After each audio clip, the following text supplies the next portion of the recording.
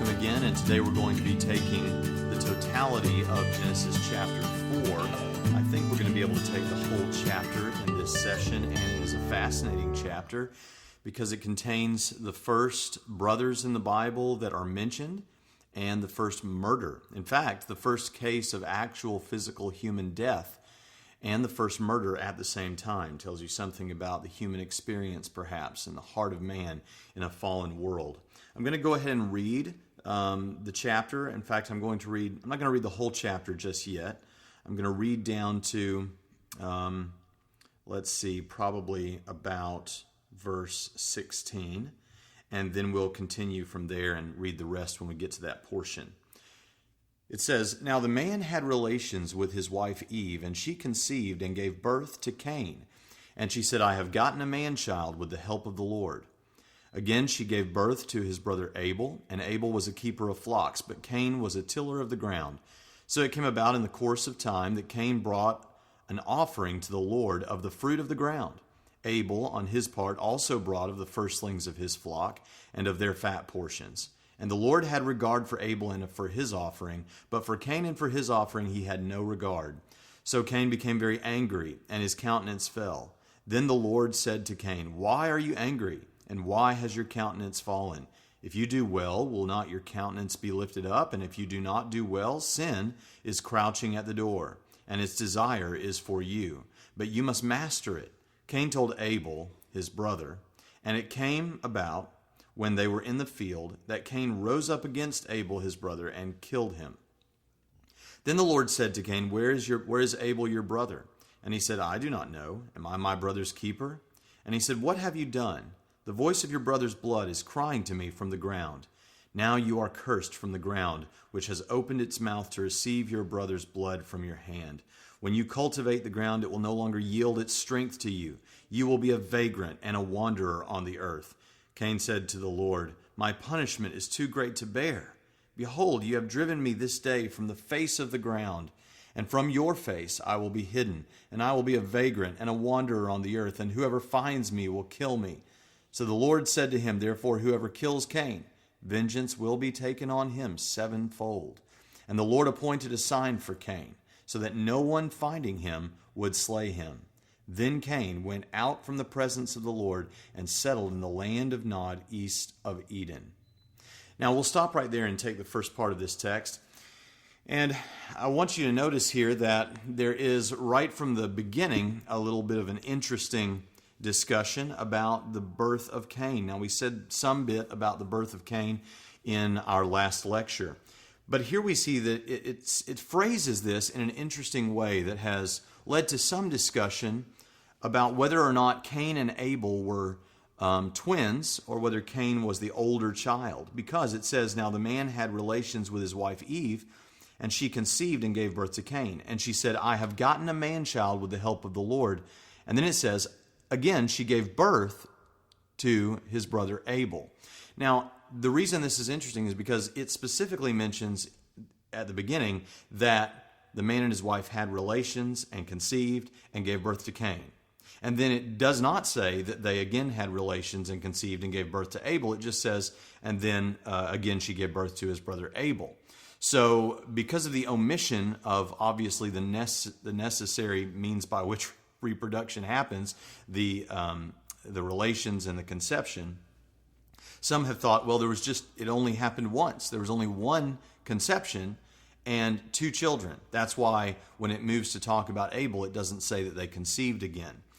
Therefore, some have concluded that means that Cain and Abel were twins.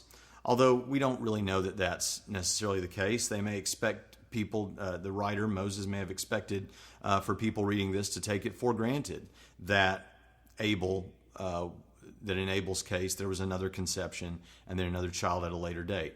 So it is possible that Cain and Abel were twins. It's possible that Abel was born later. I don't guess it really matters that much, but in a verse-by-verse like this, we want to try to comment on as much as we can. And it tells us that Cain was a tiller of the ground, but Abel was a keeper of flocks. Now, these are two very common jobs in that day. In fact, throughout human history, these are very common jobs. Most people throughout the history of the world have done these jobs specifically or something like them. I mean, obviously there are builders and there are other people that do other things. But to till the ground or to keep the sheep are two very ordinary things. I mean, it's not uncommon at all. And that's what a lot of people did. And then if they wanted to, if you were a tiller of the ground, you could trade or sell your produce for the meat that you would need and for other things that you might need for your survival. If you were a keeper of sheep, likewise, you could sell or trade with those as well. And so these were very common jobs at that time, and there was nothing intrinsically wrong, obviously, with the fact that Cain was a tiller of the ground. There's nothing wrong with that. In fact, all things being equal, if we didn't know any better, we might not think there was anything necessarily wrong with Cain making that sort of an offering of vegetation. In fact, many commentators have pointed out that later on, under the Mosaic Law, you could make, say, a grain offering and things like that. So there were different kinds of offerings with different sorts of substances or produce or animals or even money or things like that. But the truth is that the thing that was wrong with Cain's offering is actually an issue that there's a lot of debate about. So let's go ahead and take a look closer here. It came about in the course of time that Cain brought an offering to the Lord of the fruit of the ground. Abel, on his part, also brought of the firstlings of his flock and of their fat portions.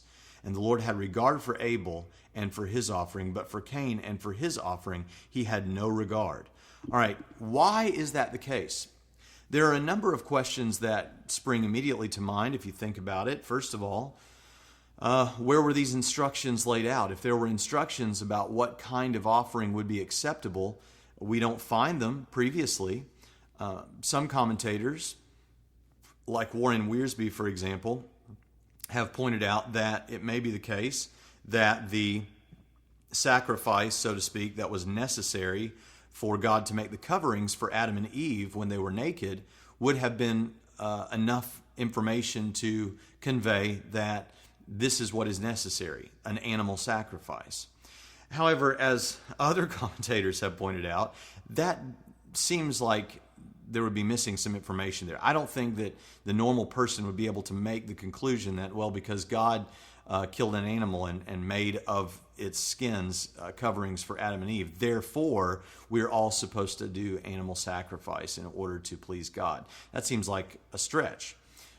Some have put forth the idea, and this seems to be a reasonable idea, that in the time that God was spending time in the garden with Adam and Eve, or even perhaps dwelling with them thereafter. I mean, actually, if God has a conversation with Cain here in this passage and communicates with him, and Cain doesn't seem to find anything about this all that surprising, then it's likely that even after they were out of the garden, that God spoke to man and on a somewhat regular occasion, just as he had before, and communicated with him.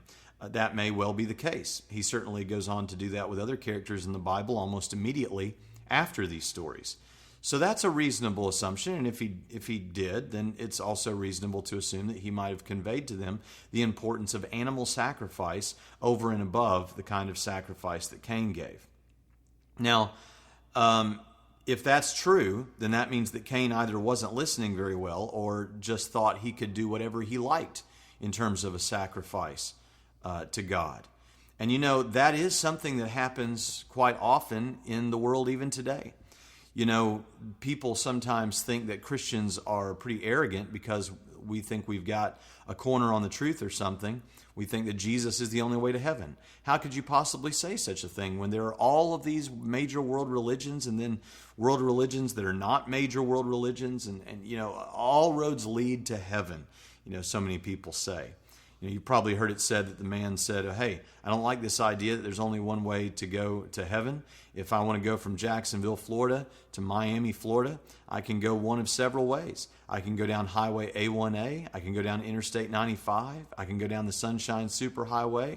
But there's more than one way to get from Jacksonville to Miami. Of course, the problem with that is Miami sure isn't heaven, right? And there's only one way to go to heaven. People don't like that sort of talk, but it is biblical talk. After all, we know that Jesus said in John chapter 14, verse 6, I am the way and the truth and the life. No one comes to the Father but through me. And then in Acts chapter 4 and verse 12, it says, and there is salvation in no one else, for there is no other name under heaven that has been given among men by which we must be saved. The consistent teaching of the Bible is this, and this is true with the law. This is true, I think, here in this story with how sacrifices are to be done. It's true with Jesus. God gets to decide the way that you're going to be pleasing to Him. You don't get to decide how you're going to be pleasing to Him. He gets to make that determination. He's the one who gets to decide the right way, whether that's to heaven or in sacrifice. And this is something that may seem a little bit offensive to people in the modern world, but it shouldn't be. I mean, listen, if it's true that we are all sinners, according to Romans 3:23, all have sinned and fallen short of the glory of God. If that's true, and we all deserve the just penalty of death, then if God is going to be gracious enough to offer us a way to avoid that and to have everlasting life or to have fellowship with Him, or in the case of Cain, just to be right with Him and to have an acceptable offering, then He is the one who should have the right to determine the parameters of that offering or that way of salvation. Jesus says in John chapter 10 and verse 9, I am the door. If anyone enters through me, he will be saved and will go in and out and find pasture. Now, we don't rely on English terminology and English definitions to get at the meanings of Greek words. However, I think that Webster's dictionary captures it well when it says that a door is a movable structure which allows access into a building or denies access or prevents access from a building. A door is a movable structure that allows access into a building or prevents access from a building. If that's true and Jesus is the door, then He is the only one through whom you can rightly have access into a fellowship with God and an eternity in heaven. He is the door. This is backed up in even other passages and other imagery in Genesis itself. In Genesis chapter 6, when God is telling Noah how he should build the ark and revealing that to him. In verse 16 of Genesis 6, it says, you shall make a window for the ark and finish it to a cubit from the top and set the door of the ark in the side of it. Did you see that it only mentions one door on the ark? And set the door of the ark in the side of it. Modern day shipbuilders, when they look at the dimensions given in Scripture for what a ship of that size, what the ark is supposed to look like, they point out that a ship of that size would need to be those dimensions. This may have been somewhat an early time for someone to get those dimensions right. And it's very interesting that the Bible contains an accurate description of what a seaworthy vessel would have to be. However, modern-day shipbuilders would point out immediately that in a vessel of that size, you would not have only one door. There would need to be many, many other doors on a ship of that size. Well, that might be true in any other case, but not if that door is a picture of the way to escape impending judgment. I dare say that door is a picture of the door, Jesus, as is revealed in the New Testament. And just as everyone has to go through Jesus if they want to have a right fellowship with God now and want to get to heaven, in the same way, everyone that wanted to be saved from the flood had to go through that door on that ark. Every elephant had to go through the door. Every giraffe had to go through the door. Every turtle had to go through the door. Every skunk had to go through the door. Everything that wanted to survive had to go through that door. And in the same way, everyone who wants to survive the impending judgment on this world has to go through the door of Jesus. Everyone has to go through that door. Every Baptist has to go through that door. Every Methodist has to go through that door. Every Catholic has to go through the door. Everyone who wants to be saved has to go through the door. And so this teaching that there is one way to be right with God, and He gets to decide the parameters of how you will worship Him and how you will be right with Him, is true all the way through the text of the Bible. And we could actually look at other examples of that if we wanted to. But so if it is the case that that's the reason that God was not satisfied and gave respect to Cain's offering and did not give respect to Cain's offering, was because it was not a blood offering, and that either it was revealed earlier or it just came to be revealed now, that you had to give a blood sacrifice, because that is what's required later. If that's the reason, then it stands to be seen that Cain thought he could just worship God any old way that he wanted to. However, some have suggested that that's not the reason why Cain's sacrifice was not accepted, because as I said before, later on under the law, there were certain sacrifices that are more like Cain's that were acceptable for certain things. Because of that, and because of the limited revelation, at least in terms of what we're given about what a sacrifice should be like previous in this text, some have said that it wasn't that, it was the condition of the heart of the man that made it unacceptable. Warren Wiersbe, in his B Bible Study Series, said this, quote, "God accepted Abel and his sacrifice, and perhaps indicated this by sending fire from heaven to consume the animals, just as in Leviticus 9:24, 1 Kings 18:38, and 1 Chronicles 21:26. But he rejected Cain and his sacrifice. Cain wasn't rejected because, here's what Wiersbe says, Cain wasn't rejected because of his offering, but his offering was rejected because of Cain. His heart wasn't right with God. It was by faith that Abel offered a more acceptable sacrifice than Cain, Hebrews 11:4, which means that he had faith in God and was right with God. All right, so now Wiersbe says this flatly. I mean, he just declares that this is the answer. I don't think we can be that certain of it, but it is a good possible suggestion. I don't really see anything wrong with it. The idea that it wasn't a blood sacrifice, but rather a sacrifice of the ground, that Cain's offering wasn't accepted. But rather, it was because Cain did not apparently have the heart of faith that Abel had. He also suggested here, interestingly, how was it that they knew whose sacrifice was accepted and whose wasn't? You know, the Bible just seems to take it for granted that you'll know that that somehow it was revealed that Abel's sacrifice was good and Cain's wasn't. Wiersbe suggests that, as we see with other sacrifices in Leviticus 9, 1 Kings 18, and 1 Chronicles 21, that perhaps fire came down from heaven and absorbed Abel's offering, but not Cain's. That's possible. Again, can't be dogmatic about that. The Bible doesn't clearly say that. But what Wiersbe is pointing to in support of his theory that it was the heart that mattered here and not the actual sacrifice itself is found in Hebrews chapter 11, verse 4. And in Hebrews chapter 11, verse 4, we find this said, "By faith Abel offered to God a better sacrifice than Cain, through which he obtained the testimony that he was righteous, God testifying about his gifts, and through faith, though he is dead, he still speaks." So, by faith, Abel offered. So, what Wiersbe is alluding to here, and the author of Hebrews is saying, is that one thing that might be different about Abel and Cain's offering here doesn't really have anything to do with the offering itself, but the heart of the man. Because we're told through later revelation in the New Testament that Abel gave his offering in faith, and we know that that is how Old Testament characters like Abraham and like Abel were justified, was by their faith. And we know that God prefers that even above the sacrifice, as we saw in one of the previous lectures in Romans about Abraham and David, that whether circumcision or without circumcision, whether under the law or not, what made you justified was ultimately your faith. And so that could be the reason that Abel's sacrifice was accepted and Cain's was not. However, we also find out in the New Testament that faith comes by hearing. There's a basis for faith. Faith comes by hearing.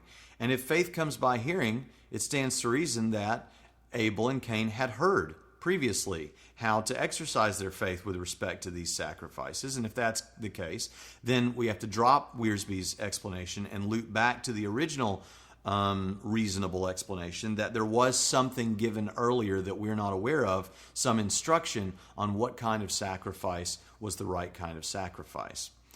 Another idea for why Abel's sacrifice was accepted and Cain's was not is that it says here specifically that Abel, verse 4 of Genesis chapter 4, on his part also brought of the firstlings of his flock and of their fat portions.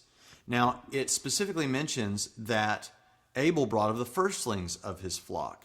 Well, Cain could have, if he had chosen to, brought of the firstlings of the ground, because we find out that this is later a commandment that you bring the firstlings, because in Deuteronomy chapter 26 and verses 1 and 2 it says, "Then it shall be, when you enter the land which the Lord your God gives you as an inheritance, and you possess it and live in it, that you shall take some of the first of all the produce of the ground which you bring in from your land that the Lord your God gives you, and you shall put it in a basket, and go to the place where the Lord your God chooses to establish his name."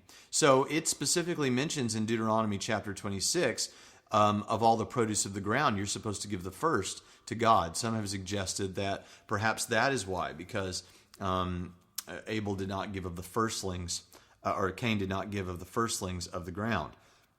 Maybe that's the reason it wasn't accepted. It could be a variety of things. It could be an amalgam of all of these things together. We just don't know. What we do know for sure is that something wasn't right about it.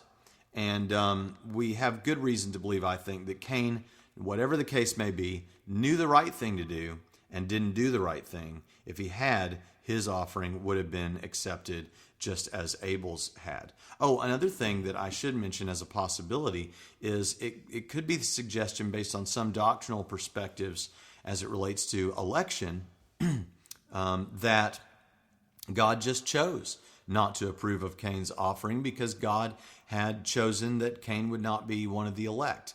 If you're not familiar with that sort of thinking, you can listen to the stuff I have on my website on Calvinism. I think I even mentioned that in the last lecture. However, if that's the case, it wouldn't make much sense of the fact that that God later tells Cain that he could do well, that he could be accepted. Why? It says in verse 6, "Then the Lord said to Cain, why are you angry, and why is your countenance fallen? If you do well, will not your countenance be lifted up? And if you do not do well, sin is crouching at the door." He seems to imply to Cain, or even outright say to Cain, you can fix this. It can be otherwise. You can do what I want you to do. You can do what's pleasing to me, and then your countenance will be lifted up. Obviously, that's the implication, that he can please God, because the whole reason that Cain's countenance is fallen and that Cain is angry is because Abel's offering was accepted and his wasn't. So if God says your countenance can be lifted, obviously the implication there is you can do the right thing like Abel did and your countenance can be raised. Right? All right, let's pick up again here. And it says in verse 5, "But for Cain and for his offering he had no regard. So Cain became very angry and his countenance fell. Then the Lord said to Cain, why are you angry, and why is your countenance fallen? If you do well, will not your countenance be lifted up? And if you do not do well, sin is crouching at the door, and its desire is for you, but you must master it." Cain told Abel his brother, and it came about when they were in the field that Cain rose up against Abel his brother and killed him. Now, it could be that it mentions specifically here that Cain told Abel his brother, as to lure him into the field to discuss this, or Cain may have just laid wait for Abel to come into the field. Let's see. It says Cain told Abel his brother, and it came about when they were in the field. It doesn't tell us how they got there, but it does tell us that Cain rose up against Abel his brother and killed him.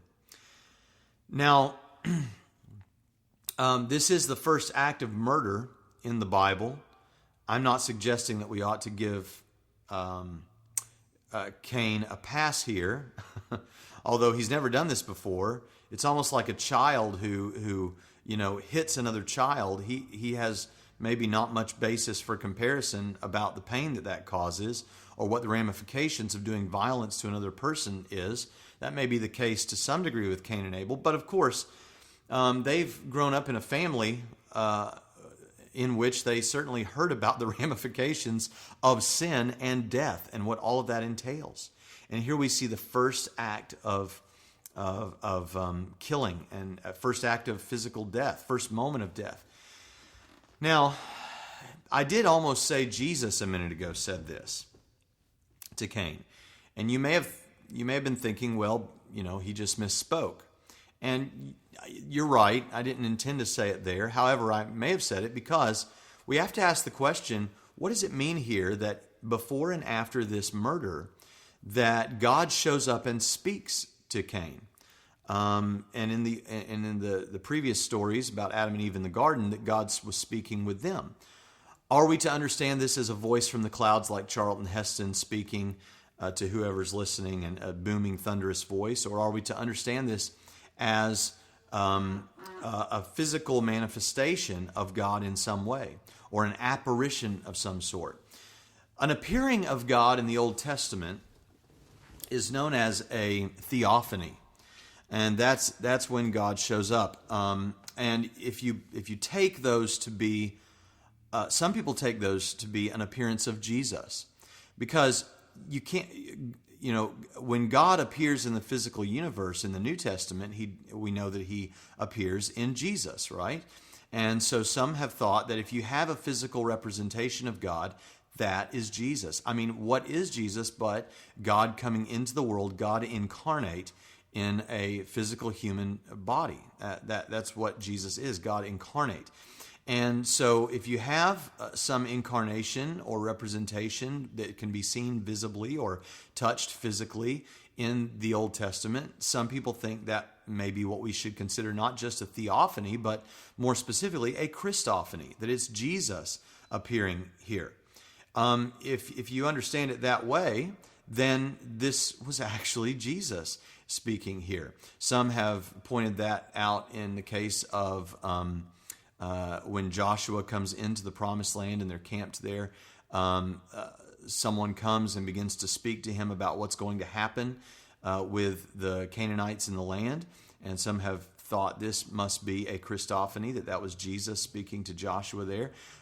When the three angels come to speak to Abraham and then to Lot, this must be a theophany or a Christophany. In fact, it's much more specific there that one of these angels is Yahweh. Often you see the messenger, the angel of the Lord. Have you ever heard that phrase, the angel of the Lord, in the Old Testament? Well, we'll talk more about that as we get when we get to a passage that actually specifically says that phrase. But the word for angel just means messenger. It just means messenger. And the Lord there is Yahweh. So the angel of the Lord could just as easily be translated, and with just as much reason to translate it this way, the messenger of Yahweh.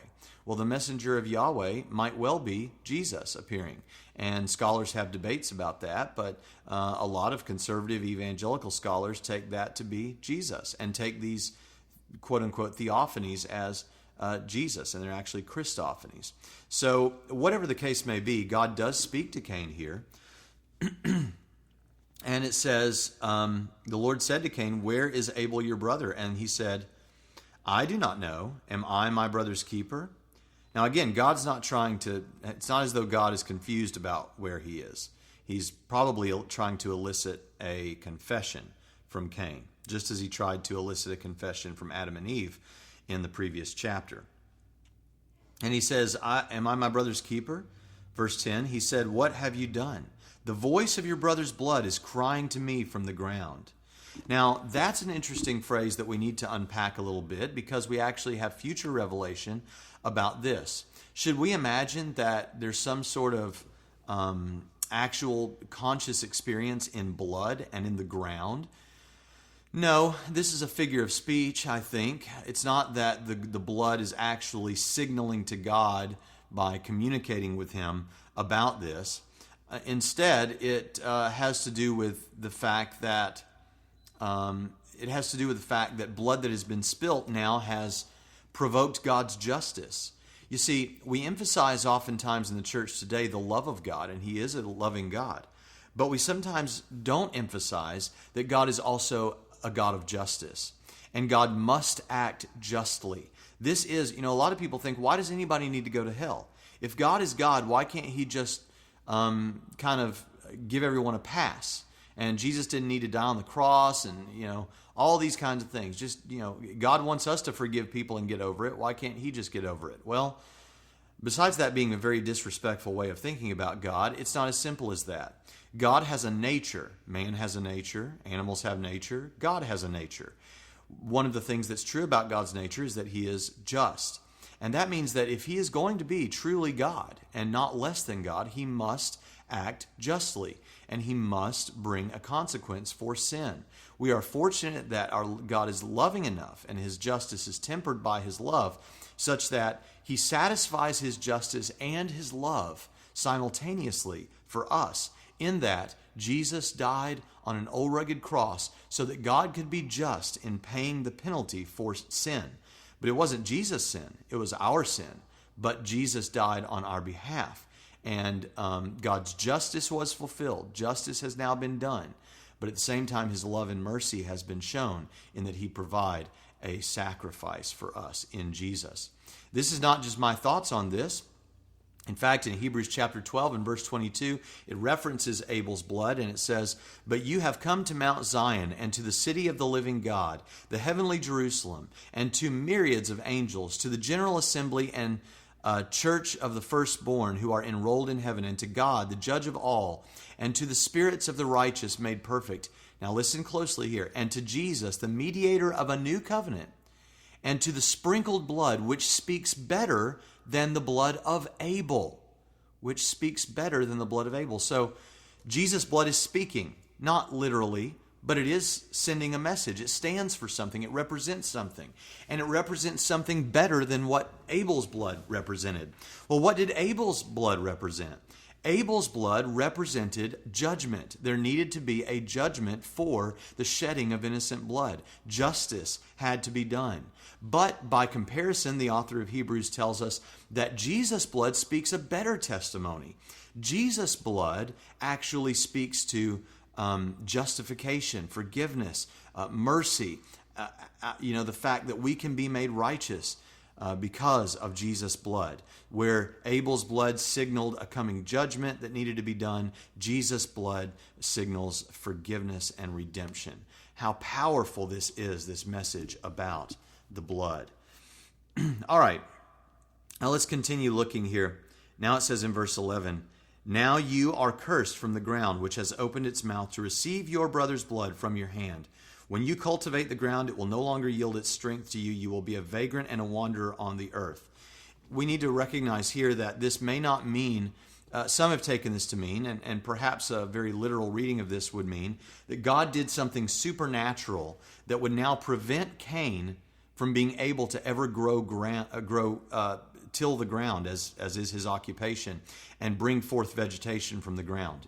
That may be true, but of course in context it follows that by saying that he would be a vagrant and a wanderer. He's never going to be able to stay in one place for very long.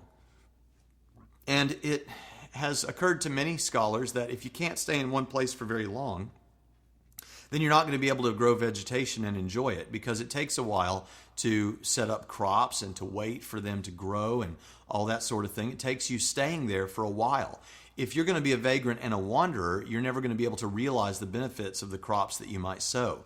So if it just said only that he would never be able to bring anything out of the ground, well, then we might be able to take that more woodenly.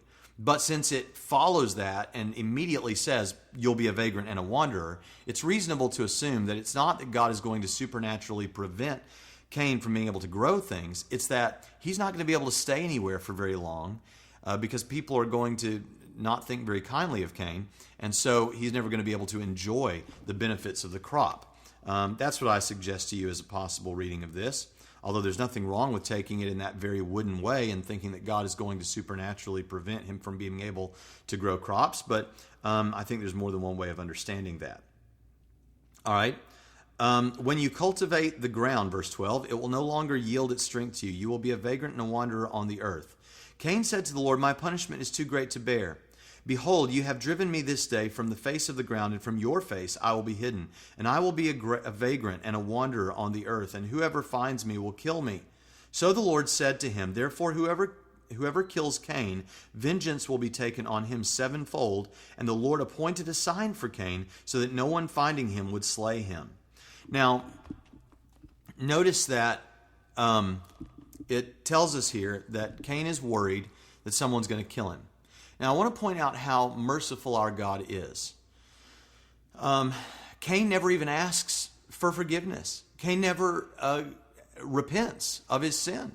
He never even does that. And yet God still gives him some measure of mercy. All Cain says is, "This is horrible. How am I ever going to live? Like you just said, Lord, I'm going to now be a vagrant and a wanderer, and people are even going to want to kill me." And he's worried about being killed now for what he's done. And so God says, all right, I'll tell you what. I'm going to put a mark on you. And by putting this mark on you, whoever kills you, they're going to then be avenged sevenfold. I said he put a mark on him. He's going to appoint a sign for Cain. And that no one... Now, we don't know the nature of this sign. We don't know what it looked like. We don't know if it was... it's hard to imagine exactly what it was about Cain that now people around him would know that they're not to lay a hand on Cain. It's hard to imagine what that might be. But the Bible does tell us that he did this for Cain, and that therefore, if anyone were to kill Cain... Now, it doesn't say they couldn't do anything else. But if anyone were to kill Cain, then vengeance will be taken on him sevenfold, meaning we would imagine that they'll be killed and 6 more will be killed, perhaps from their family. Why would God extend this mercy? Well, that's just the God we serve. He's loving and merciful, and even when we make horrible mistakes like this, He's still merciful. You know, some people think that they've done something so horrible that God will never be able to forgive them again. You know, they've been a murderer. You know, there's a guy in Nashville, Tennessee. There's a church in Nashville, Tennessee. I think it's called Cornerstone Church. And the pastor of that church, at least at the time of this recording, was once a murderer. He had killed someone, convicted murderer, and went to prison. And I think in prison he became a Christian. And then he came out and he felt a call to the ministry. And now he pastors one of the largest congregations in Nashville, Tennessee. And God is richly blessing his ministry. Whoever you are, whatever you've done, we serve a God that is merciful and forgiving. And he's so forgiving in this case that we don't even see where Cain repented or asked for forgiveness or anything like that. And yet God still extended some mercy and grace to him. But Cain still has to experience the ramifications of his sin. And that is a fact. Now, we're talking about all these other people that might murder Cain. And it might... the question might arise in your thinking, well, wait a minute, who are all these other people, right? We've only been dealing with one little family, the initial couple, Adam and Eve, and then their children, Cain and Abel. It doesn't tell us about anybody else. How is it that there are other people? In fact, let's get a little more information on this and go ahead and read. Verse 16, then Cain went out from the presence of the Lord and settled in the land of Nod, east of Eden. Cain had relations with his wife, and she conceived and gave birth to Enoch. And he built a city and called the name of the city Enoch, after the name of his son. Now, then it gives a lineage there of Cain's children. Where did these people come from? This is one of the reasons why some people tend to think that Adam and Eve were not the only humans created. Some theistic evolutionists, for example, think that Adam and Eve were the first ones into which a spirit was implanted, but that there were other peoples that were out there floating around that had come, other, what we would call Homo sapiens, that had developed to that point, but were not what we would call the people of God, so to speak, because they had not had a spirit implanted in them. And of course, this just seems to happen again and again with people trying to branch off and create different kinds of people, some who are just intrinsically more God's people than other people. And, this is not, you don't have to understand this way. Well, how can we understand it in a way that makes sense of the idea that Adam and Eve were the original human couple and that there was no other humans in the world at that time? I'll tell you, one thing that we find out later on is that there was a son that was born after Abel was killed, named Seth. Skip down to verse 25 of this chapter, Genesis 4. It says, Adam had relations with his wife again, and she gave birth to a son and named him Seth. For she said, God has appointed me another offspring in place of Abel, for Cain killed Abel. He was called Seth because Seth actually means appointed. Now, the Bible goes out of its way to tell us here that the reason for Seth's birth, or at least how Eve took it, was that Seth was a replacement for Abel. Now, let's not get into a discussion of the fact that you cannot replace a child. Obviously, that's true. All parents know that. But this is just stating it plainly in the way that Moses would have spoken to the people to whom he was writing. So Abel was killed now, and God gave a replacement, Seth. Now, Seth, therefore, the Bible teaches, was the next child born, right? If he was a replacement for Abel, he was the next child born to Adam and Eve. Now, skip down for a moment to Genesis chapter 5 and look at verse 3. When Adam had lived 130 years, he became the father of a son in his own likeness according to his image and named him Seth. All right, so Seth was born after Adam and Eve had lived for 130 years, right? So that means that if Seth was born, it was the next child born after Abel was killed, then the events that happened here with Cain and Abel took place when Adam and Eve were about 130 years old, somewhere around in there, roughly. Now, if you were to understand that Cain and Abel were the first children ever born to Adam and Eve, then that would mean that for a long time, prior to this event, Adam and Eve were just biding their time, not doing anything really at all, but yet they had been given a commandment with a God whom we would expect now they're wanting to please. And that one commandment was to be fruitful and multiply. And of course they had near perfect reproductive systems, probably the best reproductive systems that anybody has ever had. And one command, to exercise the power of those reproductive systems. So are we to understand that they only had these two children, and here we are 130 years later, and only now we're getting a third child, Seth? I don't think that makes much sense at all. That doesn't seem to be the meaning of the text. And in fact, it tells us in verse 4 of chapter 5, then the days of Adam after he became the father of Seth were 800 years, and he had other sons and daughters. All right? So we're told that aside from Cain, Abel, and Seth, there were other sons and daughters. It's likely that in the time leading up to Cain and Abel, there were all kinds of sons and daughters that had their own sons and daughters. And with these healthy reproductive systems, they may have had triplets or quadruplets or what have you. Now, you might reject that initially because the first thing we hear about, the first children we hear about are Cain and Abel, because Eve says about Cain, I've gotten a man-child with the help of the Lord. However, the reason that the highlight is placed on Cain and Abel, I suggest, is because their story of all of Adam and Eve's children, except for maybe Seth, the story of Cain and Abel is going to be particularly important and interesting because of what's contained in that story, which is the first murder on the part of a man and the first death on the part of a man. That makes that a particularly interesting story that Moses needed to write about. That doesn't mean there weren't other children previous to that. It just means that the first important story that we're going to talk about is that of Cain and Abel. If that's true, then that means there were likely all kinds of other children. And so it makes sense that Cain then was able to take a wife and to go off and establish a city. Now you might say, well, hold on, wait a minute, that can't be. Because if that was the case, then that means that Cain would have been marrying one of his immediate sisters. Well, yeah, it might mean that. But what's wrong with that? You say, well, that's incest. Well, incest was not condemned until much later on in the law. Incest wasn't something that was considered to be a sin that early on. Later, God mandated that incest was not to be done. At this point, it was a necessity in order to populate the earth.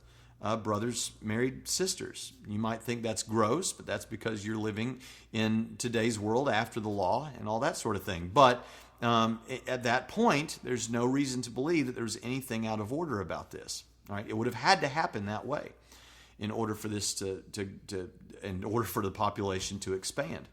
If you understand that, then there's no reason to suggest anything other than what the Bible plainly says. That is to say, it's not that hard of a conundrum, although it's probably one of the quintessential Bible riddles. Where did Cain get his wife? I mean, it's almost a joke how often people hear that question.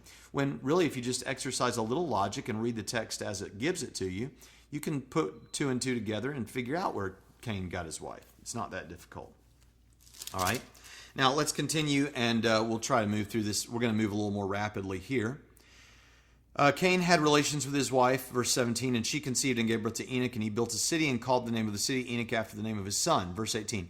Now to Enoch was born Irad, and Irad became the father of Mahuel, and Mahuel became the father of Methushael, and Methushael became the father of Lamech.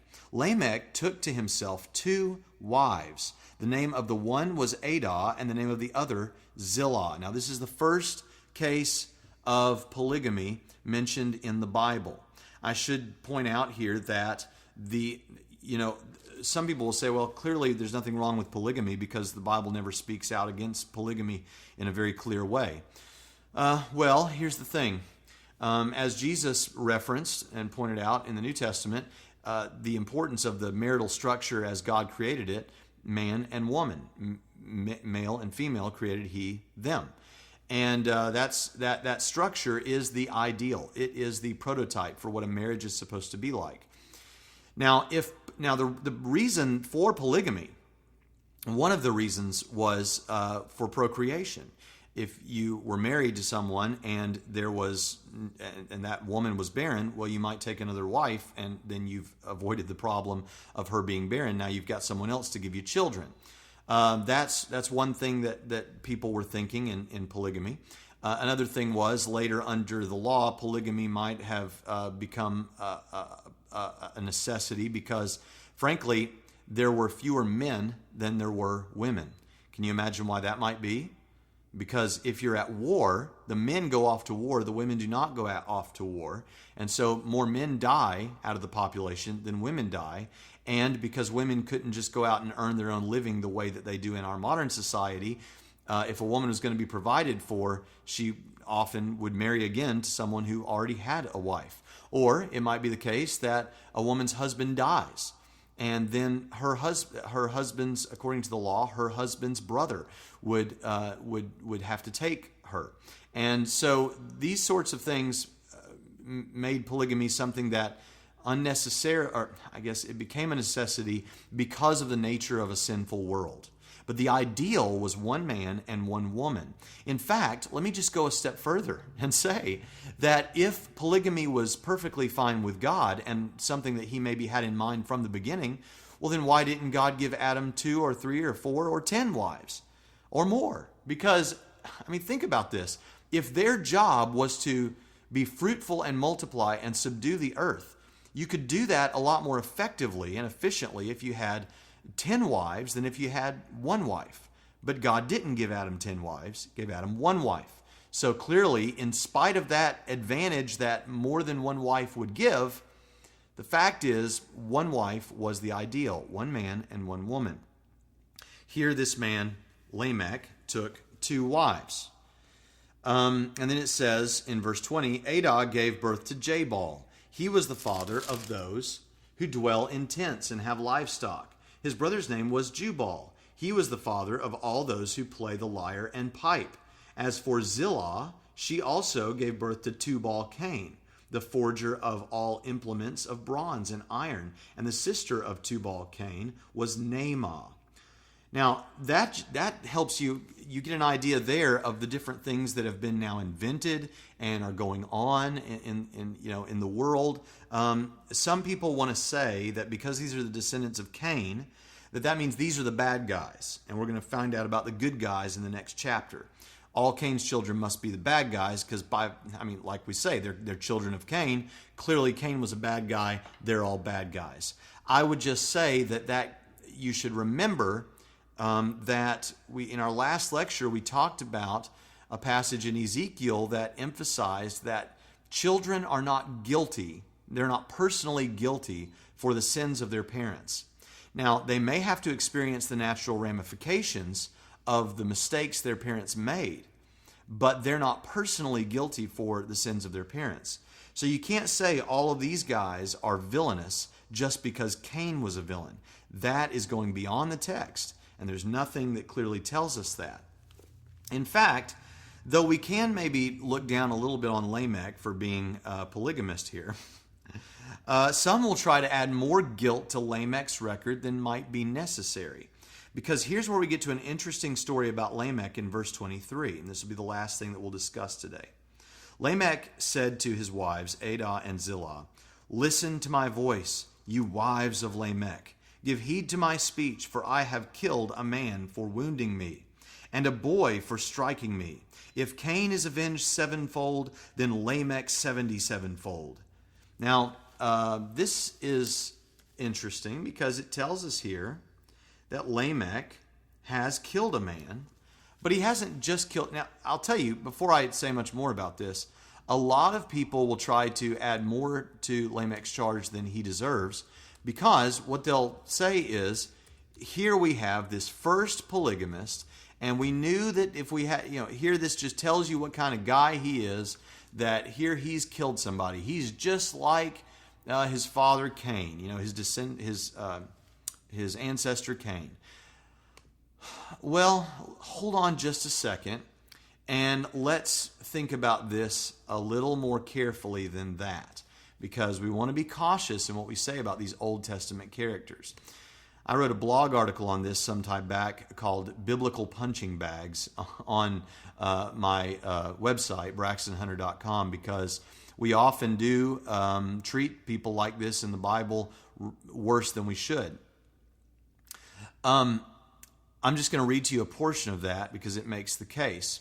After the murder of Abel, Cain fears for his own life and receives a sign that is meant to serve as a warning to anyone who seeks to do him harm. God mercifully promises, therefore, whoever kills Cain, vengeance will be taken on him sevenfold. After this, we are treated to an account of the offspring of Cain and the various occupations taken by those offspring. Though my comments are most relevant to Lamech's story, it is important to note that many take Cain's offspring to all be wicked people merely because of Cain's murder of his brother. Is this fair? Some even argue that we should not use musical instruments in our modern worship services because Jubal was the father of all those who play the lyre and the pipe. Since Jubal is in the line of Cain, the use of lyres and pipes should be forbidden.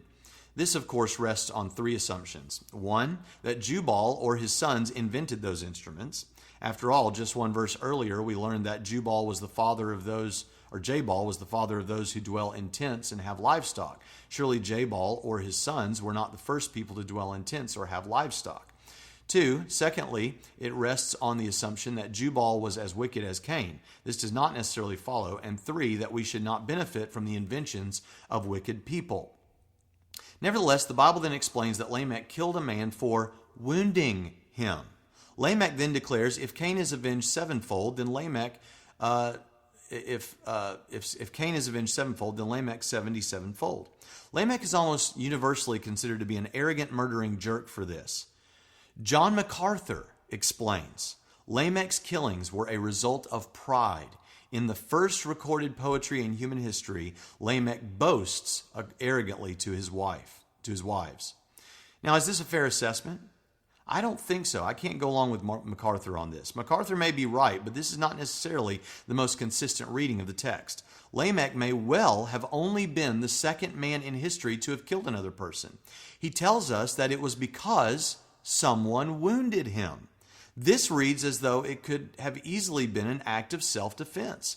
Rather than proud killings, the fact that he adapts the promise made by God to Cain to his own situation also makes better sense on this reading. He wouldn't have felt the need to mention the promise at all, except out of fear. That is, he's not proud, he's fearful someone's going to try to kill him because he's killed someone. If this view is correct, it would make sense for Lamech to point out that if Cain were to be avenged sevenfold, if killed for cold-blooded murder, Lamech ought to be avenged 77-fold if killed for self-defense. It seems that some scholars are quick to judge Lamech harshly on little evidence other than his family background. Because this is the first case of poetry, that's true. But I don't think he's proud. I think he's scared because he's afraid, just like Cain was. I've taken a life. This is almost unprecedented in human history. Only one other case so far. And I've killed someone. I want everyone to know. I'm going to write some poetry and put it on the wall so everyone knows that I killed this man, but it was because he wounded me. And so if Cain was going to be avenged sevenfold, I ought to be avenged 77-fold because I was killing in self-defense. Now, I think that's a perfectly consistent reading of this. And you can't, just because some preacher somewhere or some Sunday school teacher or some book you read or some radio host told you that all of Cain's children mentioned here are mentioned because of their wickedness. And because Lamech is a child of Cain and because he killed someone, he's therefore wicked. You can't always take that stuff at face value. As I've said in one of the other discussions, it may well be that the person who taught that to you originally was teaching it, just parroting what they've always heard, who was parroting it from somebody else. And we've got to actually look into the text and see if that's what the Bible gives us. Now, we've already commented a little bit on the last part of this. I'll just go ahead and read it and then we'll conclude.